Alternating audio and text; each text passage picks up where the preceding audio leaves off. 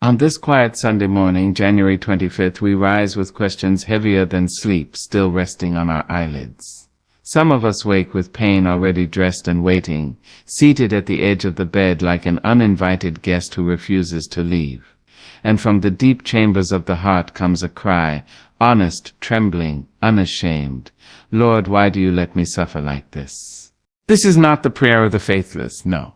It is the prayer of the wounded who still believe enough to ask. It is the voice of a soul that has walked through fire and yet dares to look heavenward. Suffering has a way of stripping us bare, of taking away the language of praise and replacing it with groans, sighs, and silence. Yet even here, even in the ache, we are not abandoned. This morning prayer is an offering of truth. It does not pretend. It does not polish pain into something pretty. It stands barefoot on holy ground and speaks plainly to God, trusting that a listening ear exists beyond the clouds. Today we gather not to deny the suffering, but to understand it, to survive it, and by grace to be transformed by it. For even in sorrow there is a whisper of purpose, and even in suffering the soul is still becoming. There comes a moment in every honest life when the prayer changes its tone. The voice that once rose easily in gratitude now trembles, weighted with confusion. The words stumble, the knees buckle, and the heart, bruised by circumstance, dares to ask a question it once whispered only in secret. Lord, why do you let me suffer like this? This question is not born of arrogance, it is born of intimacy. Only those who believe God is listening have the courage to speak so plainly. We were taught, many of us, to dress our prayers in politeness, to smooth the rough edges of our pain before presenting it to heaven. We learned to say thank you even when our spirits were cracking, to smile through the ache as if faith were fragile glass that might shatter under the weight of truth. But real faith is not so delicate. It is ironclad and weather-worn. It can withstand the storm of questions. It can hold sorrow without collapsing. To question God is not to walk away from Him. It is to walk closer, close enough to breathe the same air, close enough to speak without rehearsal. The Bible, the hymns, the long testimony of human survival are crowded with voices that dared to ask why. Why the delay? Why the loss? Why the pain that lingers like a shadow at noon? These voices were not silenced by God. They were recorded, remembered, honored, because faith that never questions has never been tested.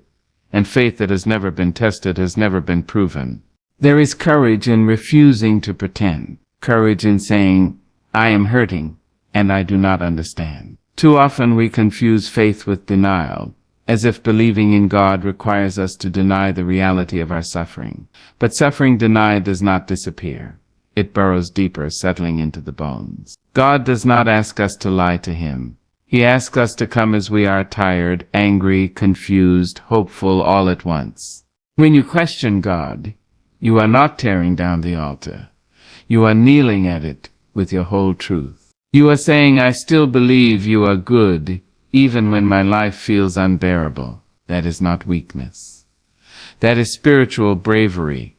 It takes courage to keep praying when the prayers seem unanswered, to keep believing when the evidence feels thin, to keep loving a God you do not fully understand. Suffering has a way of making faith more personal.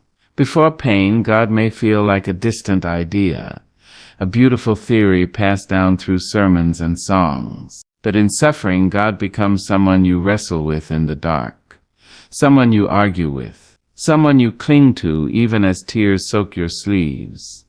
This wrestling is sacred. Jacob wrestled and walked away limping but blessed. And so do we. We limp, yes, but we are marked by encounter. There will be days when the question feels louder than the answer. Days when heaven seems silent and the ache echoes. On those days, remember this silence is not rejection. A mother listening to her child cry does not always interrupt the sobs. She listens. God listens. He listens to the prayers that are spoken and the ones that break apart before reaching the lips. He listens to the anger wrapped in reverence and the doubt wrapped in hope. Faith does not mean you stop asking why. Faith means you keep asking who you are becoming in the asking. Are you becoming more honest, more compassionate, more aware of the suffering in others because you have tasted it yourself? Questions shape us. They carve space in the soul where shallow answers once lived, and in that space something deeper can grow. Some people will tell you that questioning God invites punishment, that doubt is dangerous, that you must silence your pain to prove your devotion. Do not believe them. A God who cannot handle your questions is too small to save you. The true and living God is vast enough to hold your grief, strong enough to absorb your anger, patient enough to wait while you find your footing again. Morning prayer is especially brave. It comes after the night has done its worst. It rises with swollen eyes and a heart still heavy, and it says, "I'm still here." To question God in the morning is to admit that you survived the night even if you do not yet understand why you had to endure it. It is to choose conversation over silence, relationship over retreat. There is also humility in the question. When we ask God why, we acknowledge that we do not see the whole picture. We admit our limits. We confess that we are human, aching for meaning in a world that often feels cruel and chaotic. This humility does not weaken faith, it grounds it. It reminds us that faith is not about control but trust, not about certainty but commitment. Over time you may not receive the answer you wanted. You may never receive a clear answer at all, but you may receive something else, strength where you thought there was none, peace that arrives quietly, understanding that unfolds slowly. You may find that the question itself has changed you, softened you, widened your heart. And one day, perhaps, you will look back and realize that while you were asking God why He allowed the suffering, He was teaching you how to endure it, how to love in spite of it, how to stand and speak with a voice shaped by fire. You will see that your faith did not disappear in the questioning. It deepened, it shed its innocence, and gained its wisdom. So ask your questions. Ask them boldly. Ask them with tears and trembling and truth. God is not offended by your honesty. He is invited by it. And in the sacred space between the question and the answer, faith does not die, it learns how to breathe again. Suffering has never knocked on just one door. It moves through the world like an old traveler, carrying stories in its pockets and dust on its shoes, visiting palaces and shacks alike. It does not ask for permission, nor does it respect titles, prayers, or plans. It arrives in the lives of the faithful and the faithless, the strong and the trembling, and it stays long enough to make itself known. When pain finds us, it often whispers a cruel lie, that we are alone, singled out, abandoned. But suffering is not a private sentence. It is a common language spoken in every nation and in every generation. From the first cry of a newborn to the final sigh of the aging, the human story is stitched together with joy and sorrow sewn side by side. No one escapes this truth. We may outrun it for a season, hide behind success or routine, but eventually suffering catches up, not as punishment, but as proof that we are alive, breathing and bound to one another. To understand suffering as shared is to release the burden of believing that our pain is a personal failure or divine oversight. Too often, pain convinces us to isolate ourselves. We draw the curtains of the soul and sit alone in the dim light of our grief, believing no one could possibly understand. But look around, every face carries a history, every smile conceals a chapter you have not read. The woman who laughs easily may have cried herself to sleep the night before. The man who stands tall may be holding himself together by faith alone. We are all in some way walking wounded, learning how to move forward without reopening the scars. When we recognize suffering as shared, compassion is born. We stop measuring pain, stop ranking grief, as if sorrow were a competition with winners and losers. We learn that pain does not need comparison. It only needs witness. Your suffering matters not because it is greater than another's, but because it is yours. And theirs matters too. In this recognition, walls begin to fall. Judgment loosens its grip. Mercy steps forward. The scriptures, the songs, the long road of human memory remind us that suffering has always been communal. Entire communities have wept together, prayed together, survived together. Tears have watered the ground where resilience grew. When one person suffered, others gathered not to explain it away, but to sit beside it. There is healing in shared silence, strength in collective endurance, and dignity in being seen in your pain without being rushed toward resolution. Suffering also teaches us that vulnerability is not weakness. In a world that prizes invincibility, pain forces us to admit our dependence on one another. We need hands to hold us up when our own strength runs thin. We need voices to remind us of hope when our inner voice falters. We need community not just to celebrate our victories, but to carry us through our valleys. Shared suffering builds bridges where pride once stood. There is a strange and quiet power that emerges when people recognize their common wounds. Empathy becomes a form of resistance against cruelty. Kindness becomes an act of defiance in a harsh world. When we have suffered, we listen differently. We speak more gently. We move through life with an awareness that every interaction may be touching a tender place in someone else. Pain, when acknowledged as shared, refines our humanity. Yet suffering does not erase individuality. Each person's pain has its own shape, its own rhythm, its own season. Shared does not mean identical, it means connected. It means that while your grief may not look like mine, I honor it because I know what it is to ache. This understanding allows us to stand together without erasing difference, to support without comparison, to love without conditions. In the quiet hours of the morning, when the world is still deciding what kind of day it will be, shared suffering reminds us that we do not wake alone. Somewhere, someone else is rising with the same heaviness in their chest, the same questions circling their mind. This knowledge does not remove the pain, but it places it in context. It tells us that survival is possible because others have survived too. God's presence in shared suffering often arrives through people, through a word spoken at the right moment, through a meal left at the door, through a hand that squeezes yours when words fail. Divine love moves through human vessels, reminding us that we were never meant to bear life's weight alone.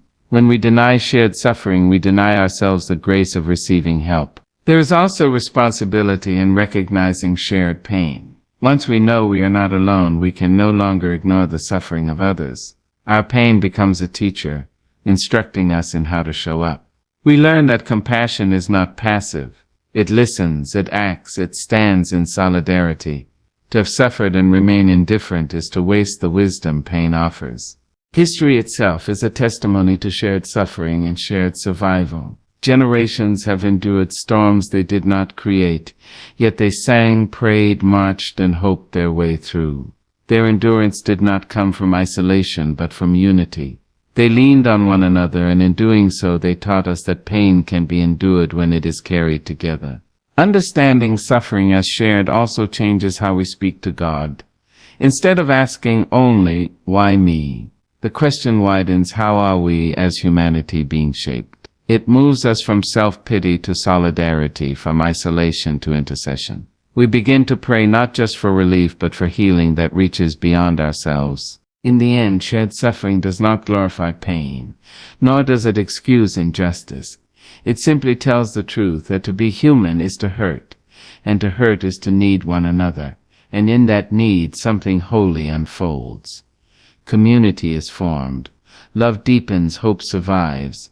So when suffering finds you, remember this: you are part of a long and unbroken line of survivors. You are not weak because you feel pain, you are human. And because you are human, you are never truly alone. There are mornings when the air feels thick with grief, when the world seems to have swallowed your voice, and even your own heart sounds distant and strange. You lift your eyes hoping for a sign, a whisper, a gentle nudge that says, "I am here with you," and you hear nothing. Absolute silence. No comfort, no answer, no miracle visible to the human eye. And in that silence, doubt begins to creep. It whispers that God has forgotten you, that the weight on your shoulders is yours alone to bear, that the prayers you have repeated until your tongue aches have been swallowed into nothingness. But listen closely, beloved. Silence is not absence. The stillness is not abandonment. God is present even when he is not audible, even when he does not intervene in ways that satisfy your expectations. Pain has a way of teaching us to look beyond the obvious. It strips away pretense, strips away the carefully built walls we use to hide our vulnerability, and demands that we confront life in its rawest form. In this rawness, God speaks, not always in thunder, not always in fire, not always in the dramatic ways we imagine, but in subtler currents that ripple quietly beneath the surface of our suffering. Sometimes God is not a voice in the storm, but the storm itself shaping you, teaching you resilience, bending you toward empathy, and opening your eyes to depths of strength you did not know existed. When we suffer, we often seek God in the places we think He should be, in the resolution of our problems, in the lifting of our burdens, in the clearing away of every tear.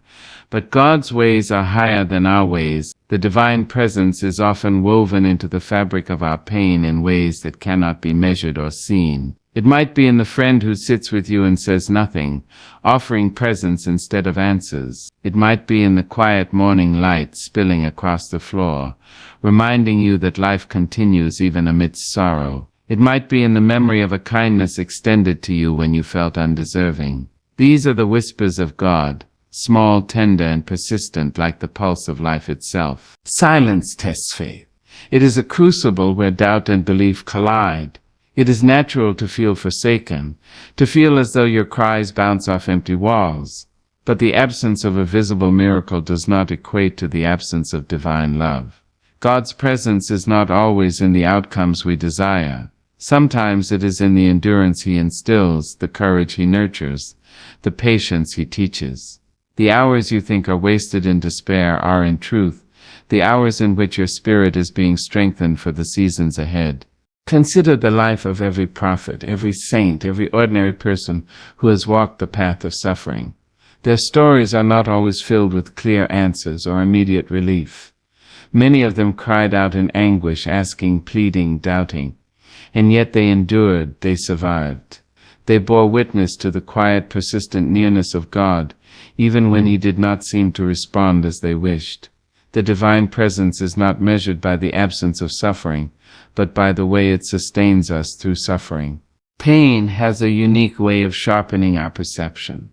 It teaches us to notice the small miracles that we would otherwise overlook. A gentle breeze on a suffocating day, the warmth of another hand, a moment of unexpected laughter.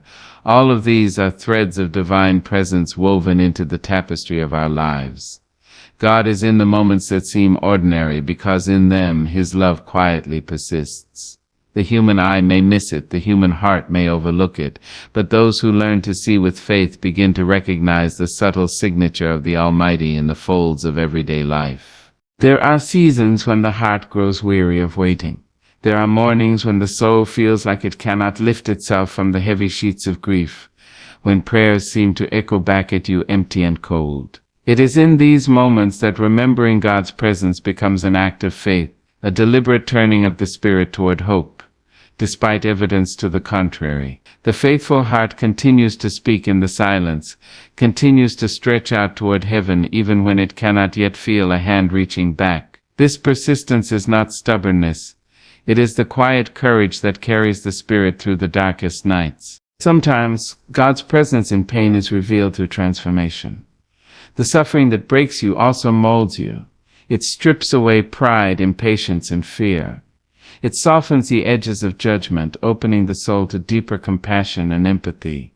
When you look back on your life, you may see that the seasons of silence were the seasons that shaped you, that refined your spirit, that taught you endurance and hope. And in that reflection, the presence of God becomes undeniable, not in what was taken from you, but in what you became despite it. Even in the depth of despair, God whispers through our capacity for hope. The mere act of rising, of breathing, of continuing to face the day despite pain is itself evidence of the divine.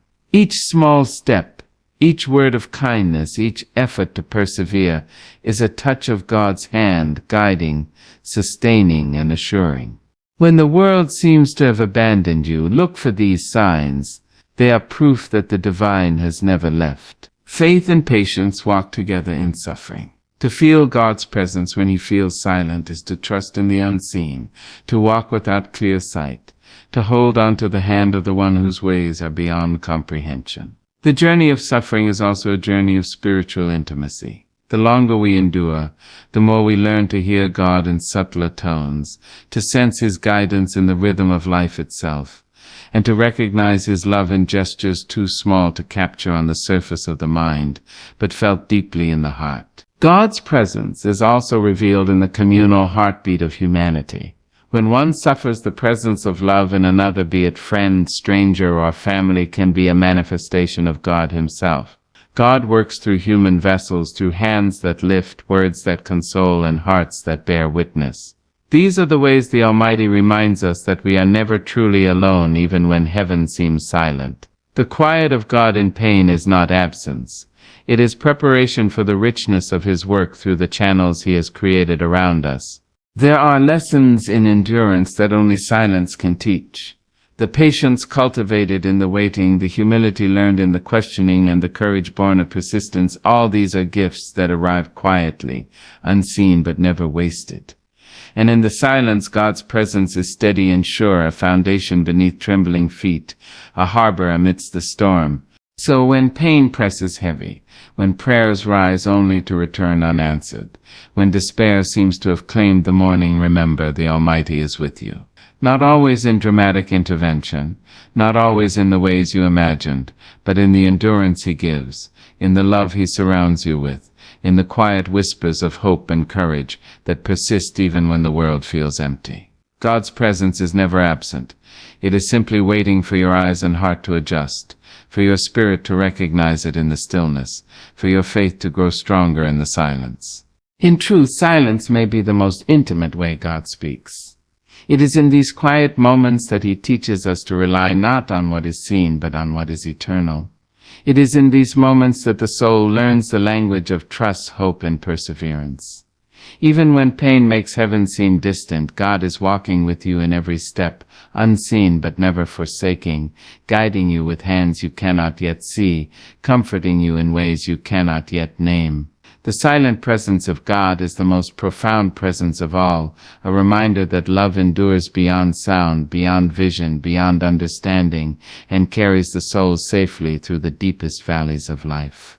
Faith does not require visible proof, only the courage to trust. In every tear, every sleepless night, every pang of loneliness, God's presence persists. And when one day you lift your eyes and look back on the journey, you will see that he was there all along, quietly, steadily, and faithfully, through every silence, through every storm, through every shadow.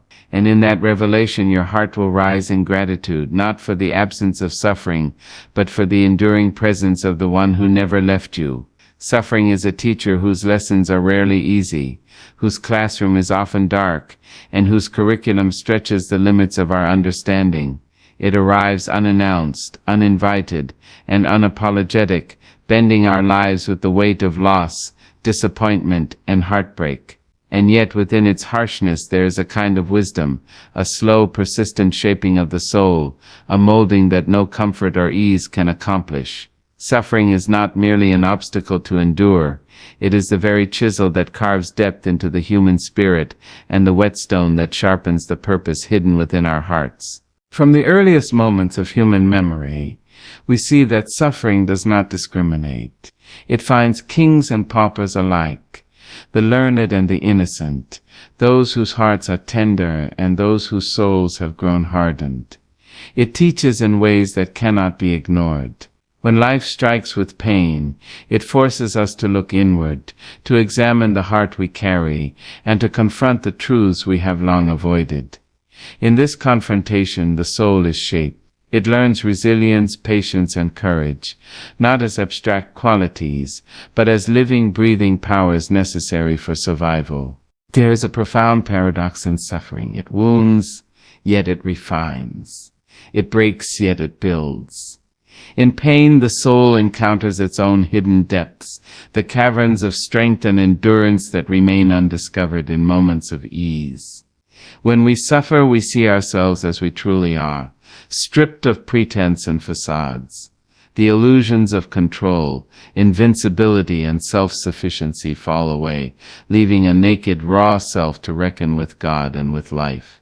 And in this nakedness, the soul is shaped. It learns humility, for suffering teaches us that we are not the ultimate authors of our story.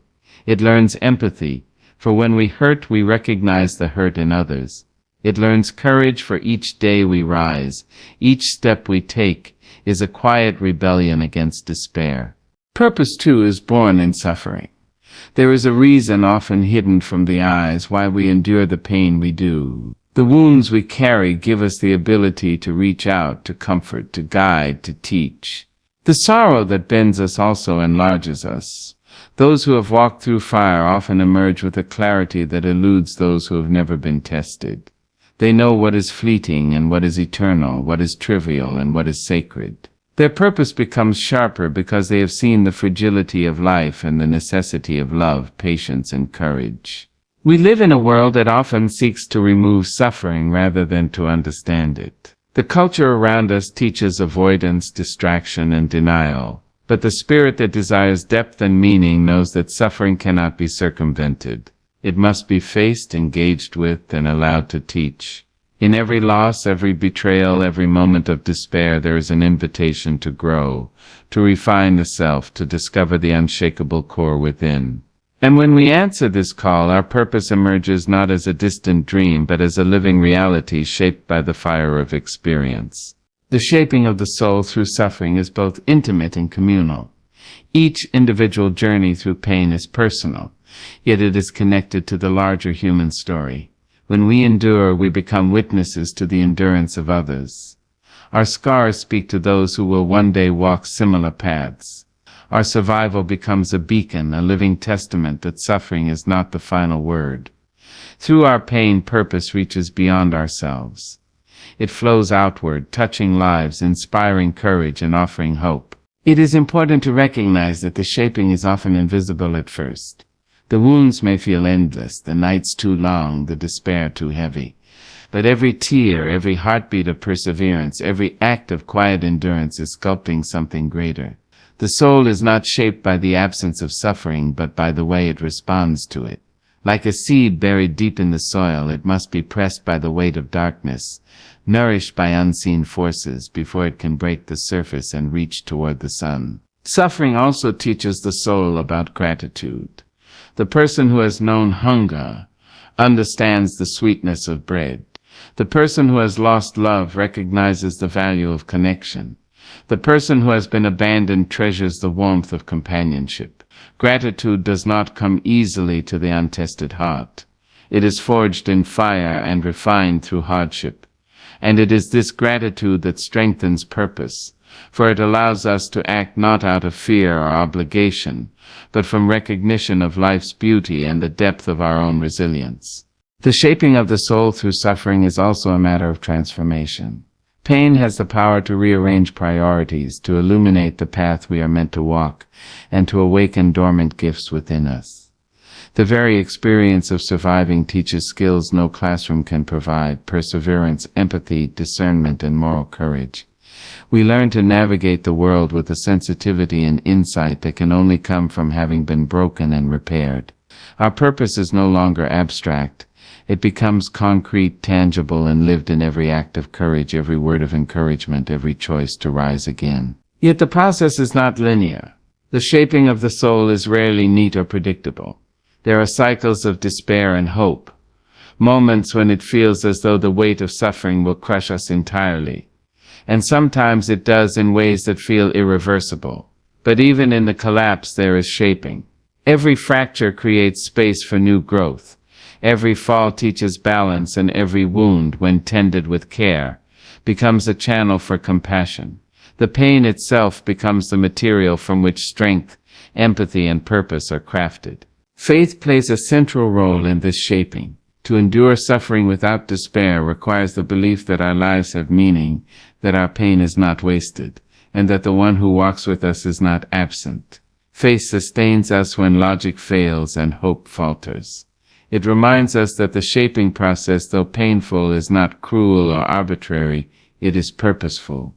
Even when we cannot understand why we suffer, we can trust that something within us is being prepared, something capable of enduring, loving, and transforming the world. The soul shaped by suffering is a soul with depth. It understands the transient nature of life and the value of mercy. It moves through the world with awareness, noticing the silent struggles of others, offering grace where judgment might have prevailed, extending compassion where indifference could have been easier. Pain has taught the soul to see, to feel, to act with intention, and purpose in its most authentic form emerges from this depth, rooted not in circumstance or comfort, but in the enduring strength of a heart refined by fire. Ultimately, suffering shapes the soul in ways that cannot be measured. It strengthens the quiet muscles of endurance, enlarges the capacity for love, deepens empathy, and clarifies the calling within us. It may leave scars, but it leaves wisdom as well. The soul that has been tested and refined knows the value of patience, the importance of hope, and the necessity of courage. Purpose becomes not just a goal to be reached, but a way of being, an expression of the spirit forged in the crucible of experience. And so, beloved, when suffering knocks at your door, do not shrink from it, do not curse its presence, nor demand its absence. Receive it with the understanding that within its harshness lies opportunity, within its pain lies instruction, and within its darkness lies the slow, steady shaping of the soul. Know that every tear, every heartbeat of perseverance, every moment of courage is carving a path toward the fulfillment of your purpose. Your life, refined by suffering, becomes a testament to the enduring power of the human spirit, a witness to the beauty that can emerge even from the most difficult trials. Suffering, in its merciless persistence, is also the sculptor of destiny. It reminds us that life is not merely to be endured, but to be lived with awareness, with gratitude, and with the understanding that every wound can teach, every hardship can refine, and every challenge can illuminate the path to the calling within us. In the shaping of the soul, the strengthening of purpose, and the endurance of hope, we discover the truth that suffering, though painful, is never wasted. It is the slow, steady hands of life and of God shaping us into who we are meant to be, preparing us to walk into our destiny with courage, wisdom, and grace. There is a certain hour before dawn when the world holds its breath. It is a quiet, trembling time when shadows stretch long and the air feels heavy with the weight of the night. In that hour, sorrow speaks loudest. The hurts we carry, the losses we endure, the questions that have no answers, they press upon us, whispering that the darkness is permanent, that the night will never end. And yet it is precisely in this hour that hope begins its slow, unwavering work. Morning light, though unseen, is coming. It always comes, and with it comes the promise that the pain we carry is not the final word, that even the deepest sorrow is not stronger than the mercy and love of God. Hope is a stubborn flame. It does not flicker in response to circumstance. It does not bow to fear or doubt. Even when we cannot see, even when we cannot feel, hope persists. It is planted in the soul by the hand of God, nurtured through every tear, every prayer, every whispered cry of the heart. Hope is what allows us to rise when our legs feel weak, to breathe when our lungs feel heavy, to speak when our voices tremble. And in this hope we find the courage to trust God for the light that is coming, even when the night seems endless. Trusting God for morning light does not mean denying the hurt. It does not mean pretending that the pain is smaller than it is, or that the loss does not sting. To trust in God is to carry our pain honestly, to lay it before the divine, and to believe that He sees, He understands, and He will act in His perfect timing. The morning may not come exactly when we expect it, but it will come. The sun will rise, and with its light the shadows of despair will recede, if only gradually, leaving space for healing, for clarity, for peace. There is a profound rhythm in the cycle of night and day, sorrow and joy, despair and hope. The world teaches us that nothing is permanent, not even pain. Even the longest night gives way to dawn. Even the heaviest heart can find relief. Even the deepest wound can begin to heal. To trust God for morning light is to embrace this rhythm, to hold faith in the unseen hand guiding us through the darkness, to believe that the same God who has seen us through other nights will see us through this one. Hope is also active. It is not merely a feeling. It is a decision, a commitment of the spirit. To hope is to rise even when the body is weary, to speak even when the voice falters, to love even when the heart has been broken. It is a daily act of courage, a persistent refusal to surrender to despair. Morning light is not always immediate. Sometimes it comes slowly, inch by inch, in moments too small to notice at first. But those who persist in hope eventually see it, they feel it, they live it. Suffering can blind us to hope, but it cannot destroy it. Pain may make the morning seem distant, but it cannot erase the promise of a new day.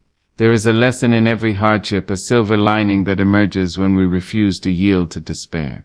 God often works quietly, preparing the dawn in ways that we cannot see, orchestrating circumstances that will bring relief, growth, or understanding. Trusting Him means believing that these preparations are underway, even when our eyes cannot yet perceive them. Faith and hope are inseparable companions. Faith holds us steady in the night, and hope carries us toward the day. One without the other falters. Faith tells us that God is present. Hope tells us that His presence will bring transformation. In the darkness of suffering, these twin lights guide us, allowing us to endure, to persevere, to believe that the future holds more than the pain we feel today. The heart that embraces both faith and hope is stronger than the trials it faces, for it is anchored in the eternal rather than the temporary. Morning light is also symbolic. It represents more than the end of night. It represents renewal, possibility, and the ongoing work of God in our lives. Just as the sun rises each day without fail, so too does God's grace return to us again and again. There is continuity in the universe, a rhythm of mercy that does not depend on human understanding. Even when we feel forgotten, even when our prayers seem unanswered, the morning comes, the light returns. And with it comes the chance to begin anew, to see the world and ourselves with fresh eyes, and to live with renewed purpose and courage. Hope beyond the hurt also cultivates patience. In a world that demands instant results, hope teaches us to wait, to trust the timing of God rather than our own. Waiting is not idle. It is a discipline of the soul. It is the practice of faith in action. It is the acknowledgement that our vision is limited, but God's vision is infinite. The pain that presses upon us today may be the very thing that shapes us for tomorrow. The night, with all its heaviness, is preparing the day, with all its possibilities. There is also community and hope. When we trust God for morning light, we invite others to share in our vision. Our hope becomes contagious, inspiring courage and resilience in those around us. We do not endure suffering alone. We endure it together, and our shared hope strengthens the bonds of love and fellowship.